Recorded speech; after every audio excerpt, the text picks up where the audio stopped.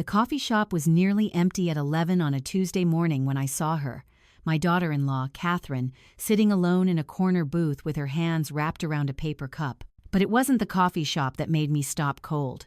It was the coat. The same navy pea coat she'd worn for the past 3 winters, now hanging loose on her frame. The way her shoulders curved inward, the exhaustion etched into every line of her face. I almost didn't recognize her.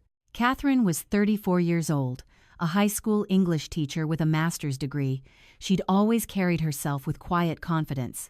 But the woman I saw that morning looked like she'd aged a decade in the 6 months since I'd last seen her properly. "Catherine?" I approached slowly, not wanting to startle her. "Sweetheart, what are you doing here? I thought you'd be at work." She looked up, and I saw something flicker across her face. Shame? Fear? She forced a smile that didn't reach her eyes. "Margaret. Hi. I'm just taking a personal day. Needed some time to think." I slid into the booth across from her without asking permission. Something was very wrong. Catherine had always called me Margaret, never Mom, which I'd accepted when she married my son 8 years ago. But we'd been close once. Before everything changed. "Where's Owen?" I asked, keeping my voice gentle. Owen was my grandson, just turned 6 last month. I'd sent him a birthday card with $50 inside, but Catherine had texted a brief thank you and nothing more. No photos, no invitation to celebrate. "He's at school." She wrapped her fingers tighter around the cup. "Of course he's at school. Why wouldn't he be at school?" "Catherine." I reached across the table but stopped short of touching her hand. "Talk to me, please." For a long moment, she said nothing.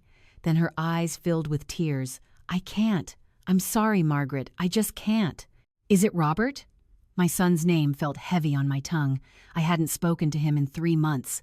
Our last conversation had ended badly when I'd asked why they'd canceled Christmas dinner at the last minute. He'd been defensive, almost hostile. That wasn't like him. Catherine's tears spilled over. "I need to go. I'm sorry. I shouldn't have come here." She stood abruptly, grabbing her purse. "Wait." I stood too, and that's when I noticed.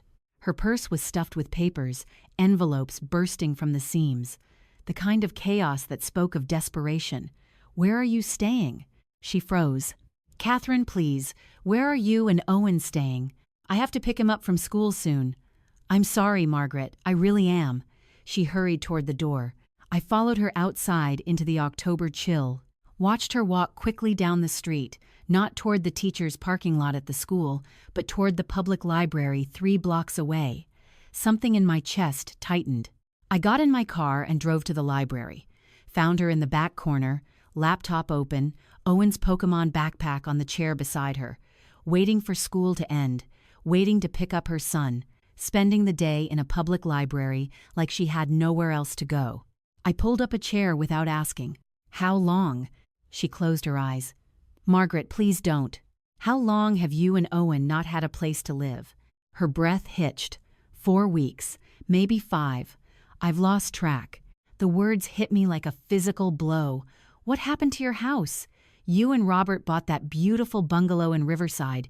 You called me when you got the keys. You were so excited." "It's gone." Her voice was flat. "Robert said we were underwater on the mortgage. Said housing prices dropped and we owed more than it was worth. The bank foreclosed. That's what he told me." "That's what he told you?" I leaned forward. "Catherine, you're on the title. You would have had to sign papers. You would have known about foreclosure proceedings."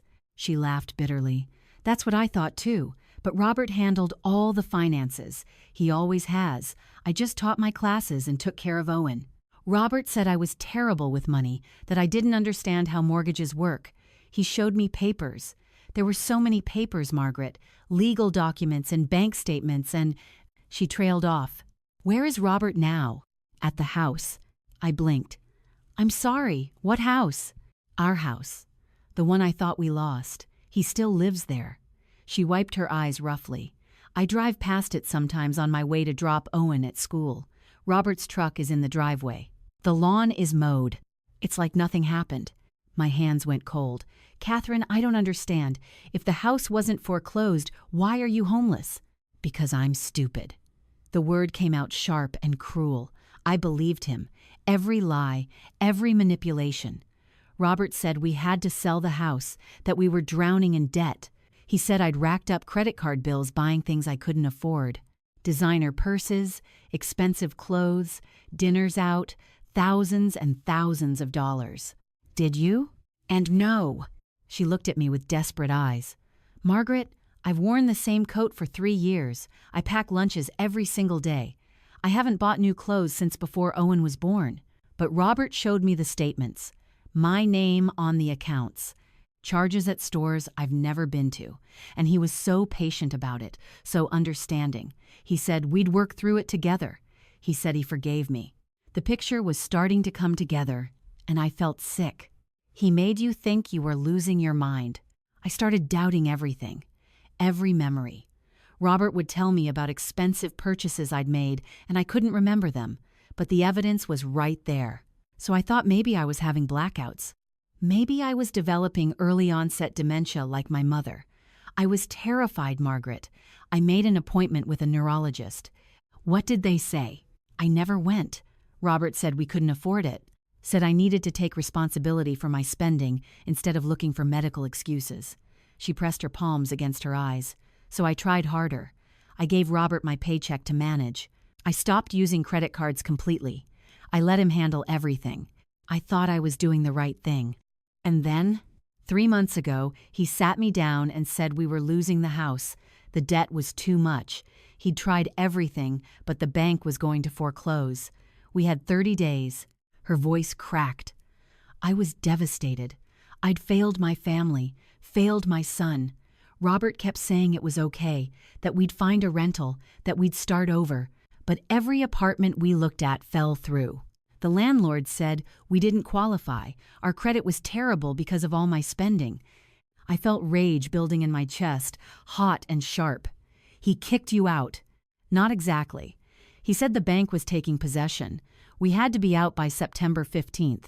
He helped me pack, helped me load my car with our clothes and Owen's toys. He was crying, Margaret.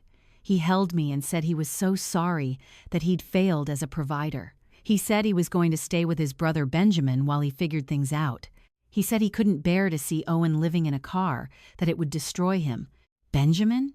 I almost choked on the name. Robert's older brother Benjamin was a real estate lawyer, one of the most successful in Edmonton. You're telling me Benjamin knew about this? Robert said Benjamin was helping him file for bankruptcy.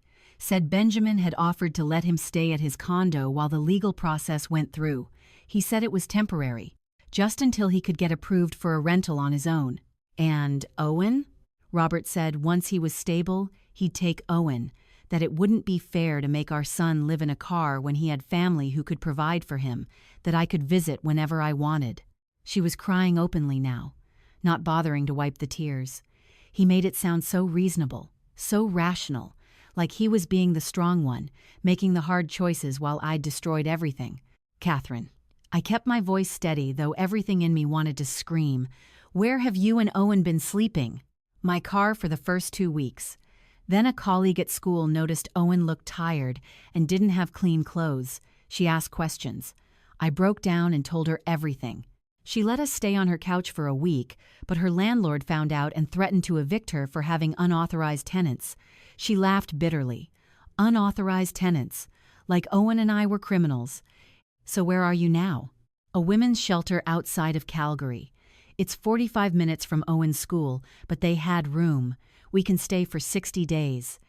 I've been driving back and forth every day so Owen doesn't have to change schools mid-semester. He's already been through enough. I closed my laptop screen in front of her. Come home with me, right now. I can't. Yes, you can.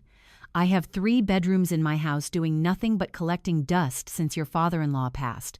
You and Owen will stay with me. Margaret, you don't understand. Robert said if I tried to take Owen away from the Edmonton area, he'd file for emergency custody. He said he has rights as Owen's father. He said a judge would never let Owen stay with a mother who's homeless, who can't provide basic necessities. He said I'm an unfit parent. Has he been paying child support? She looked away.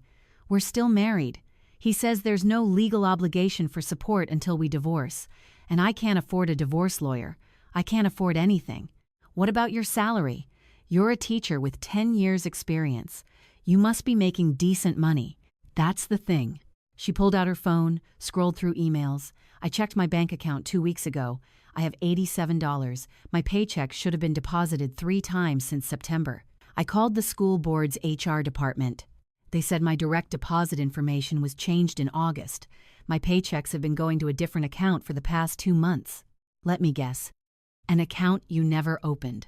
They emailed me a copy of the change form. It has my signature on it. But Margaret, I never signed that form. I never changed anything. He forged your signature. I don't know how to prove that. It looks like my handwriting. The HR representative said if I wanted to file a dispute, I'd need to submit a formal complaint with evidence of fraud.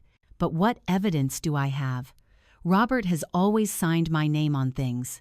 Christmas cards, permission slips for Owen. I never thought anything of it. I pulled out my own phone. What's Benjamin's number? Why?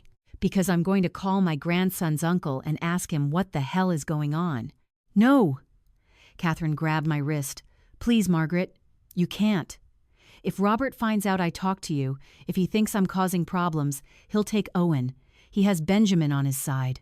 Benjamin's a lawyer. He'll help Robert build a case that I'm unstable, that I abandoned my family, that I'm not capable of caring for Owen. I can't risk it. I set my phone down but didn't put it away. So what's your plan? Keep driving back and forth from a shelter? Sleep in your car when the 60 days are up? Watch your son suffer because his father is a manipulative thief? I don't have a plan! Her voice rose, and several library patrons looked over. She lowered it to a harsh whisper. I don't have a plan, Margaret. I don't have money for a lawyer. I don't have proof of anything. I have $87 in my bank account, and a son who asked me last night why Daddy doesn't want to live with us anymore. What am I supposed to do? I took her hand. You're going to let me help you. How? How can you possibly help? You're retired. You live on a pension. I can't ask you to. I'm 68 years old, Catherine. I taught high school mathematics for 35 years. I was department head for 15 of those years. My husband left me a very comfortable life insurance policy when he died, and before I retired, I worked part-time as a volunteer financial literacy instructor at the community college. I squeezed her fingers. I know how to read financial documents. I know how to spot fraud. And I have enough money to hire a very good lawyer if we need one. Why would you help me?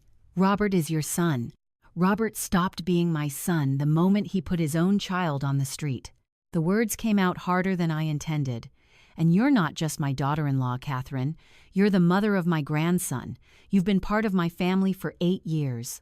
That doesn't stop because my son turned out to be a monster. She dissolved into tears, real, shaking sobs that came from somewhere deep. I moved around the table and held her while she cried. Other library patrons pretended not to notice. When she finally calmed down, I handed her a tissue from my purse. Tell me about your pension. She wiped her eyes. What pension? Your teacher's pension. You've been working for the school board for 10 years. You should have a pension plan. Oh, that. Robert said we had to cash it out last year. Emergency funds to cover the mortgage when I lost my teaching position temporarily during the pandemic layoffs. My blood went cold. You were laid off? Just for 3 months in 2020, budget cuts, but I was rehired for the fall semester. Robert handled the pension paperwork. He said it was the only way to keep the house. Catherine, you can't just cash out a teacher's pension plan without massive tax penalties. It's not designed that way. And if you were only laid off for 3 months, you would have been on unemployment insurance, not draining retirement savings. I don't know what to tell you. Robert showed me the forms, said it was already done. I was so stressed about the layoff that I didn't question it. Do you have copies of those forms? No. Robert filed everything.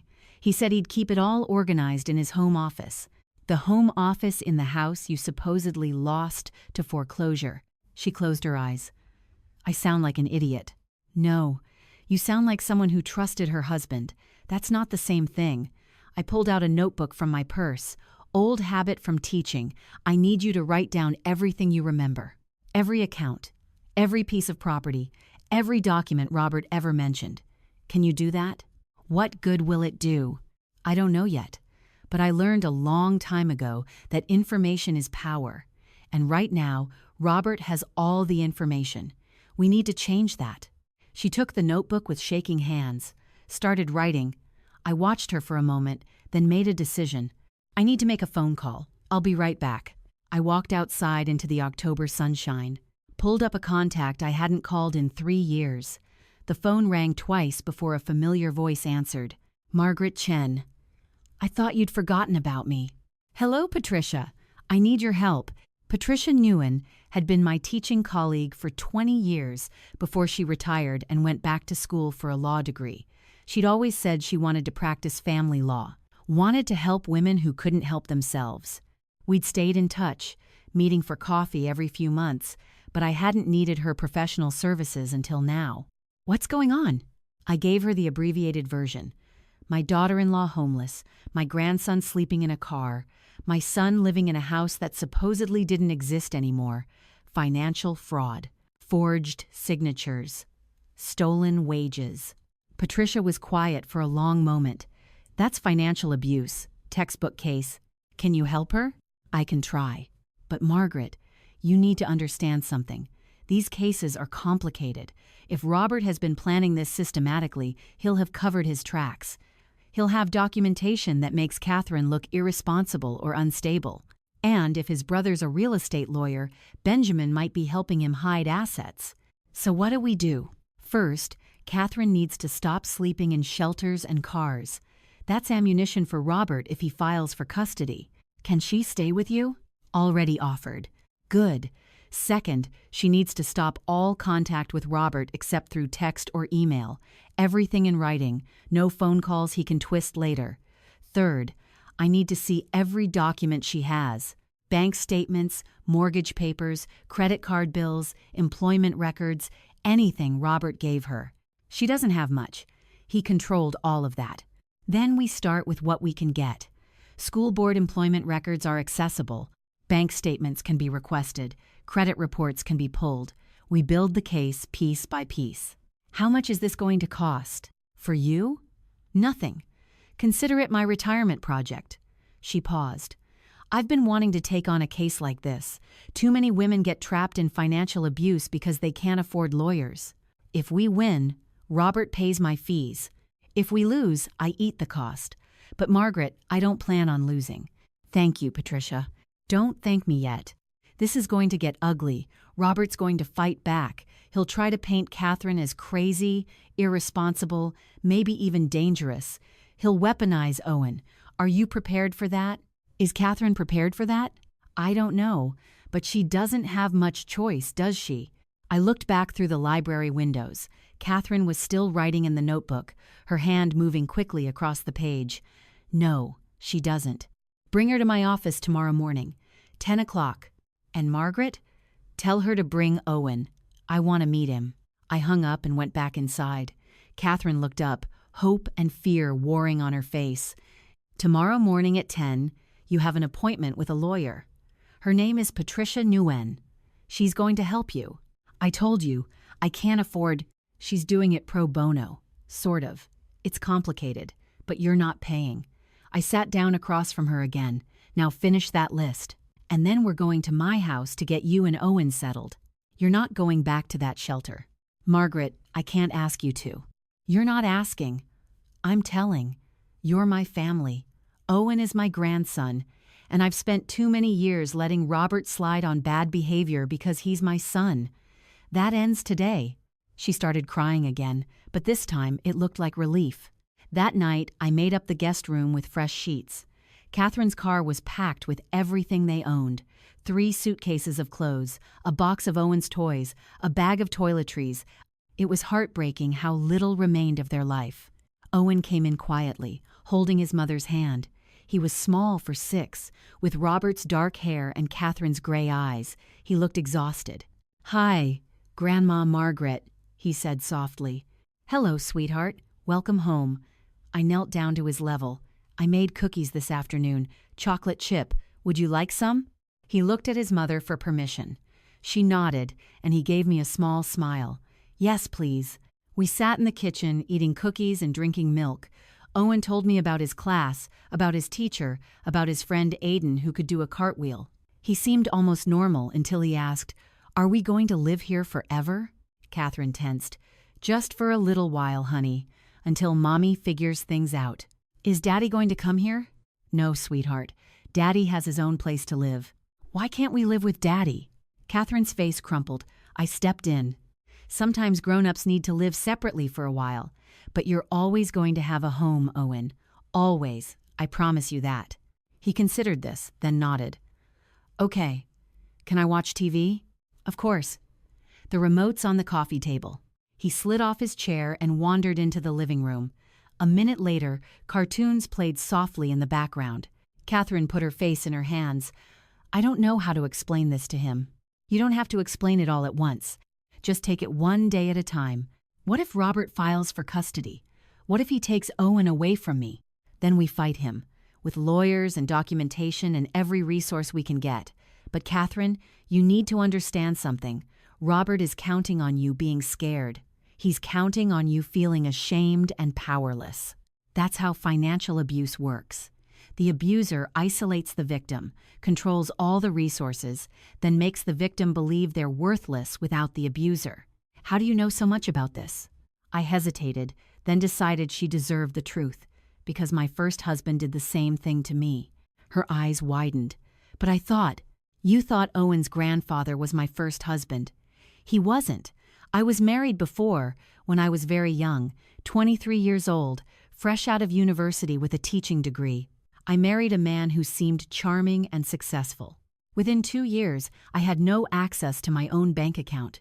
He told me I was bad with money, told me I'd ruin us financially if I was in charge. I believed him. What happened? I stayed for 5 years. 5 years of being told I was stupid, incapable, childish. He controlled every dollar. I had to ask permission to buy groceries. Then one day, I went to the bank to deposit my paycheck. The teller looked confused, said my account had been closed 3 months earlier.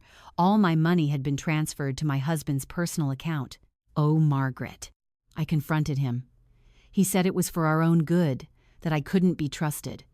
That night, I packed a bag and walked out. I had $200 in cash that I'd been hiding in my underwear drawer. I slept on a friend's couch for 2 months while I filed for divorce. It was the hardest thing I'd ever done. I didn't know. Most people don't. I don't talk about it much. But I survived, Catherine. I rebuilt my life. I met Owen's grandfather 5 years later. Had Robert, built a career I was proud of. And I learned to never again let anyone make me feel small. I reached across the table. "You're going to survive this too. You're stronger than you think." She gripped my hand tight. "I'm scared." "That's okay. Fear means you're smart enough to understand the stakes, but don't let fear paralyze you. Robert has already taken your home, your money, and your sense of security. Don't let him take your courage, too."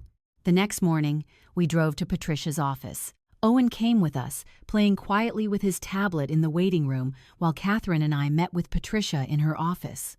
Patricia was in her late 60s, with steel gray hair cut in a sharp bob. She'd always been direct, no nonsense. That hadn't changed. "Tell me everything," she said, pulling out a legal pad. Catherine went through it all again. The house, the debt, the forged signatures, the stolen paychecks. Patricia took notes, asking sharp questions. "Did you ever see the foreclosure notice?" Robert showed me a letter from the bank. It had our address on it, said we were in default. "Did you keep a copy?" "No." Robert said he'd handle it. He filed it with all the other documents. "What about your name on the mortgage? You said you signed papers when you bought the house." 8 years ago, yes. Robert and I went to a lawyer's office together. We both signed. Do you remember the lawyer's name? Catherine thought. Miller or Millman. Something like that. It was Benjamin's firm. Benjamin recommended him. Patricia made a note. So Benjamin's firm handled the purchase. That's interesting. Why? Because if Benjamin's involved in helping Robert commit fraud, that's legal malpractice. We can go after his license. She looked up, but we're getting ahead of ourselves. First, I need you to sign some forms. I'm going to request your employment records from the school board. Your bank statements from the last 5 years, your credit report, everything. Won't that take time? Some of it, yes. But I have a colleague who specializes in forensic accounting. She can expedite things. In the meantime, I want you to do something for me. What? Drive past your old house. Take photos. Check the land title records online, those are public. See who's listed as the owner. I want to know if that house is actually in foreclosure or if Robert's been lying about that too. Catherine looked at me. I nodded. We'll do it this afternoon. Patricia stood. Good. Catherine, I'm going to be honest with you. This case is going to take months, maybe longer. Robert isn't going to just hand over evidence of fraud. We'll have to fight for every document, every piece of proof. He's going to retaliate. He might try to turn Owen against you. He might spread rumors about your mental health or your parenting. Can you handle that? I don't have a choice. You always have a choice. You could walk away, let Robert keep the house and the money, focus on rebuilding with what you have, and let him get away with it? Some people do. Because fighting is exhausting and expensive and traumatic. I need to know you're prepared for that. Catherine straightened in her chair. I'm a teacher. I've spent 10 years teaching teenagers English literature. Do you know what that means? It means I've read every tragedy, every revenge story, every tale of justice delayed. I've taught Hamlet and Medea and Jane Eyre. And I've always told my students that the best revenge is living well. What changed? I realized that living well is impossible when someone's stolen everything you need to live. Robert took my home, my money, my security. He's trying to take my son. I won't let him. She leaned forward. So yes, I'm prepared to fight. I'm prepared for this to be ugly and long and painful, because the alternative is teaching Owen that bullies win, that abuse goes unpunished, and I refuse to teach my son that lesson. Patricia smiled. Good. Then let's get started. That afternoon, Catherine and I drove to Riverside. The neighborhood looked exactly as I remembered from 8 years ago when Catherine and Robert had invited me to their housewarming party. Neat bungalows with small front yards, trees lining the street, a playground at the corner. We parked across the street from number 42. Catherine's hands trembled on the steering wheel. The house looked perfect. Lawn recently mowed, flowers in the window boxes, Robert's truck in the driveway, a basketball hoop over the garage, no foreclosure sign, no hint of financial distress. He lied, Catherine whispered. He lied about everything. I pulled out my phone and took photos. The house, the address number, the truck, everything. Check the land title records, I said. Patricia told us how. Catherine pulled out her phone and navigated to the Provincial Land Titles website, typed in the address. A moment later, the results came up. Her face went white. It's not in foreclosure. The mortgage is current. And Margaret, she turned the phone toward me. Look at the owners. I read the screen. The property was owned by Robert Chen and Benjamin Chen, joint tenancy, registered 6 months ago. He transferred ownership to himself and Benjamin. Catherine's voice was hollow. He took me off the title. Without your signature? Apparently, yes. That's fraud. Clear, documentable fraud. But how do I prove I didn't sign the transfer papers?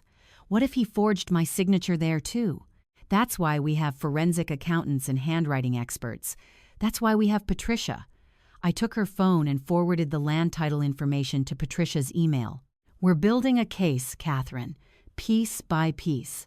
We drove back to my house in silence. Owen was with my neighbor, Mrs. Kowalski, who'd agreed to watch him for the afternoon. When we picked him up, he was happily eating cookies and watching cartoons with Mrs. Kowalski's grandchildren. That night, after Owen was in bed, Catherine and I sat in the kitchen with tea. Margaret, can I ask you something?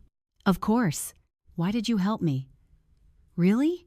You could have walked away, stayed out of it, protected your relationship with Robert. I was quiet for a moment. Do you know what I regret most about my first marriage? What? Not leaving sooner. I stayed because I was ashamed, because I thought needing help meant I'd failed, because I believed my ex-husband when he told me no one else would want me. I wasted 5 years of my life believing I deserved to be treated like garbage.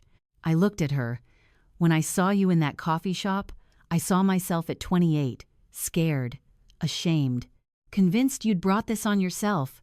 I couldn't walk away from that. I couldn't leave you to suffer the way I suffered. But Robert's your son. And he's become a man I don't recognize. I raised him to be kind, to be honest, to treat people with respect. Somewhere along the way, he learned different lessons. Maybe from his friends. Maybe from Benjamin. I don't know. But I won't enable him. I won't protect him from the consequences of his choices. He's going to hate you for this.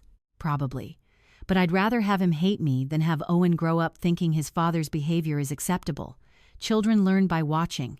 If Owen sees Robert get away with abuse, what does that teach him about how to treat people? Catherine wiped her eyes. Thank you. For everything. Don't thank me yet. This is just the beginning. The next 2 weeks moved quickly. Patricia's forensic accountant colleague, Monica, started pulling financial records. What she found was damning. Robert had opened 7 credit cards in Catherine's name over the past 3 years. Total debt, $72,000. None of the charges were for designer handbags or fancy dinners. They were cash advances. Money transferred directly into Robert's personal accounts. Catherine's pension had been cashed out 15 months ago, $134,000. The tax penalty alone was $40,000. The rest had been deposited into an account with only Robert's name on it. The house transfer had happened 6 months ago, exactly as the land title records showed. The signature on the transfer documents was Catherine's, or a very good forgery. Patricia hired a handwriting expert to analyze it, and Catherine's paychecks had been redirected to an account that Robert and Benjamin controlled jointly. 2 months of salary, nearly $12,000, gone. It's systematic, Monica said when she presented her findings in Patricia's office. This isn't spur-of-the-moment fraud. Robert planned this over years. He built debt in Catherine's name while hiding assets in his own. He isolated her from financial information, and when he was ready, he executed.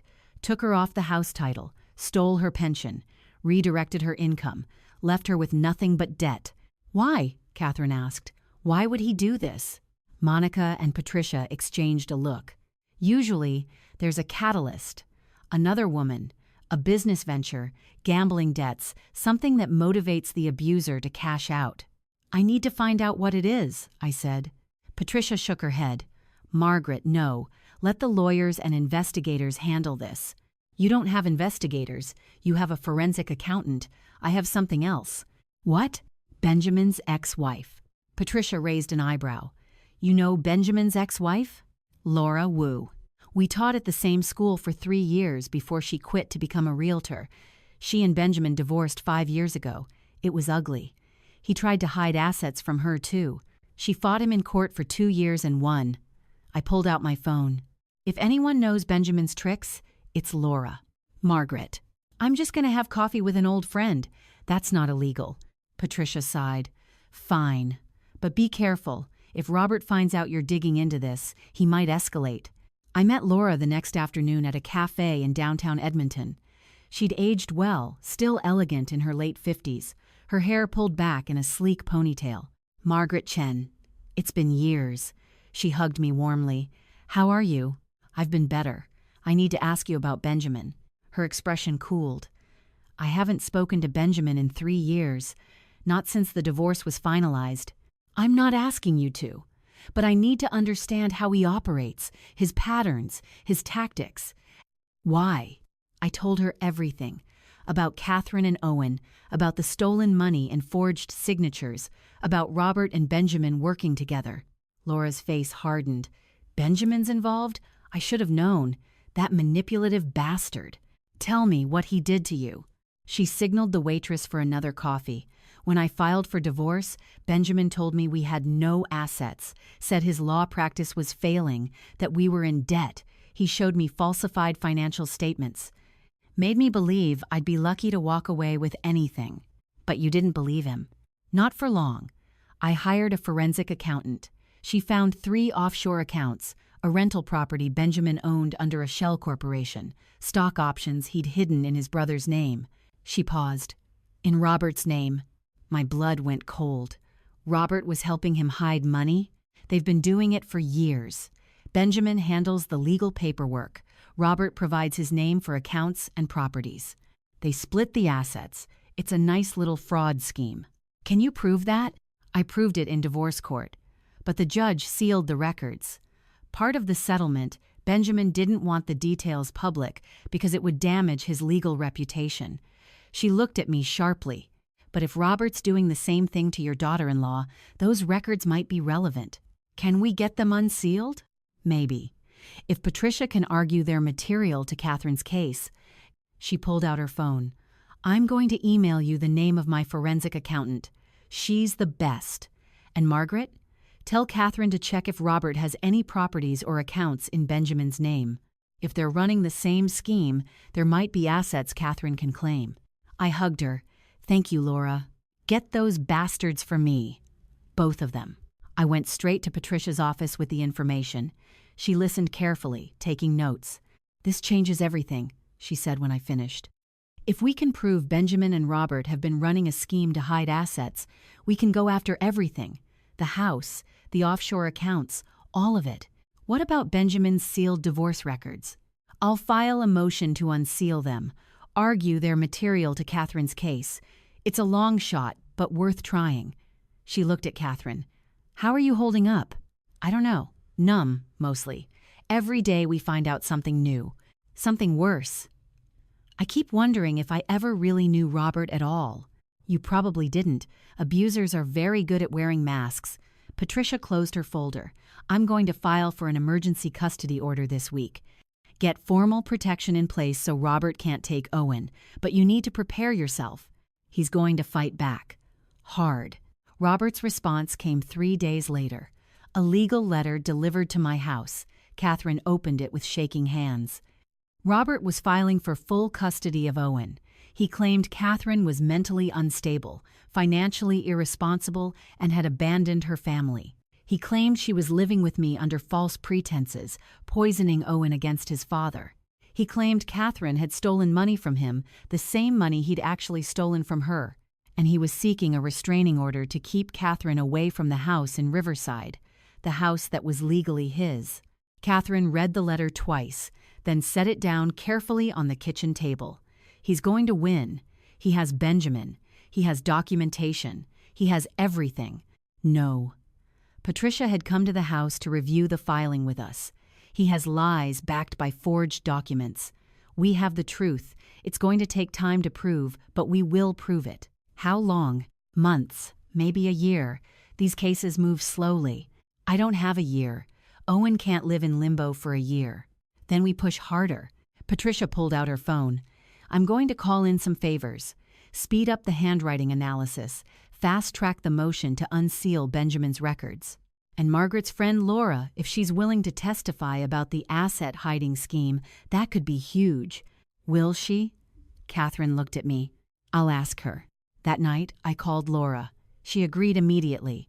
I'd love to see Benjamin finally face consequences.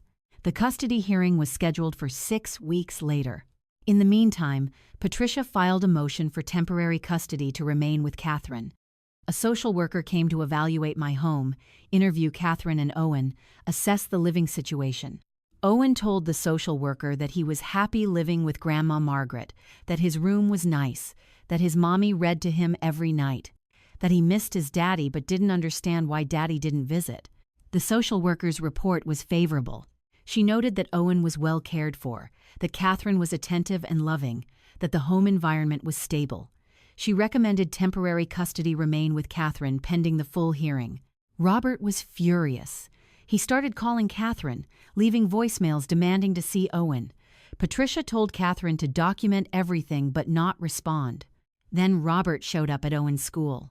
Catherine got a call from the principal. Robert had arrived during lunch, saying he was there to pick up Owen for a father-son afternoon. The school knew about the custody dispute and refused to release Owen without Catherine's permission. Robert had caused a scene. Security had to escort him off the property. Catherine was terrified. What if he comes back? What if he tries to take Owen? Patricia filed for an emergency restraining order that afternoon. The judge granted it. Robert was not allowed within 100 meters of Owen's school or my home. 2 days later, the handwriting analysis came back. The signature on the house transfer documents was forged. The expert was 95% certain Catherine had not signed those papers. Patricia called me with the news. "We have him. This is fraud, plain and simple. I'm filing criminal charges." Will he go to jail? Maybe. If we can prove intent and pattern, the Crown prosecutor will decide whether to pursue charges.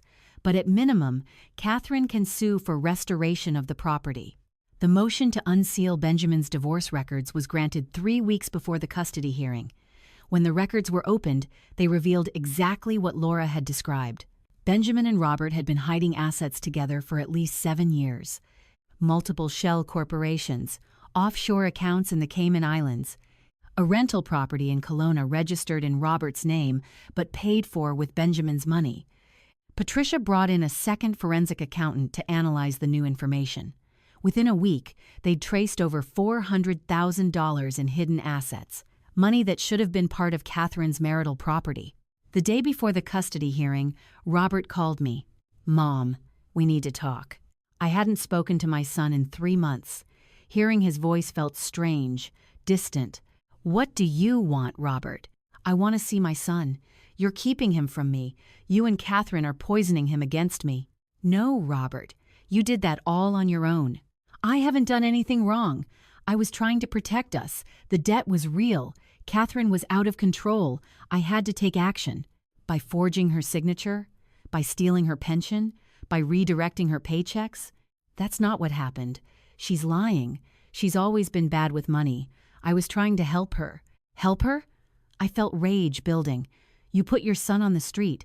You made Catherine sleep in her car. You destroyed her life. How is that helping?" "She's brainwashed you.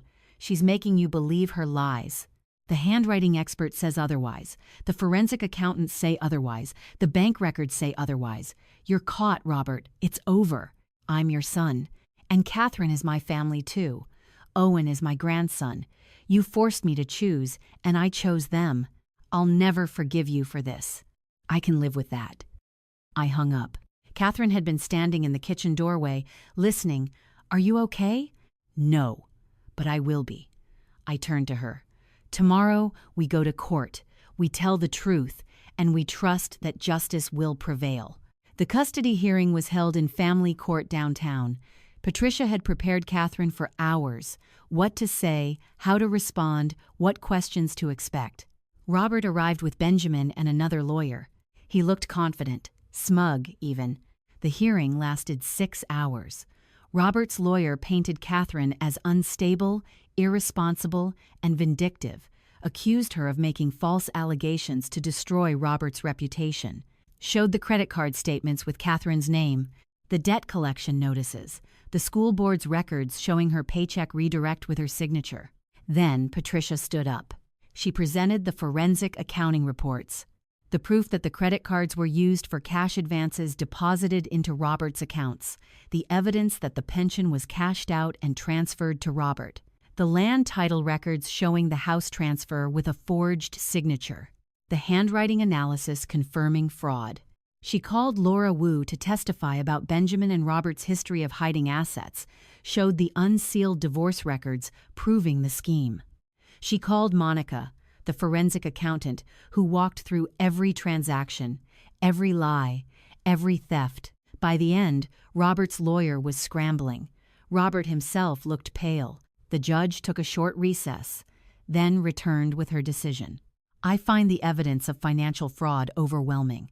Mr. Chen and his brother Benjamin appear to have engaged in systematic theft and identity fraud against Mrs. Chen. I am granting full temporary custody to Mrs. Chen pending criminal investigation. Mr. Chen will have supervised visitation only, twice monthly, at a neutral location. He is ordered to return all stolen funds and property within 30 days or face contempt charges." She looked directly at Robert. "Mr. Chen, your behavior toward your wife and son is reprehensible. You have violated trust in the most fundamental ways. If criminal charges are filed, I expect you will face significant consequences." Catherine burst into tears. I held her while Patricia packed up her briefcase.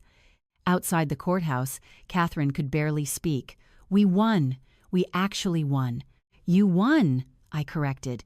You fought for yourself and Owen. You were brave. I couldn't have done it without you. Yes, you could have. It would have been harder, but you're stronger than you think. 2 weeks later, the Crown prosecutor filed criminal charges against Robert.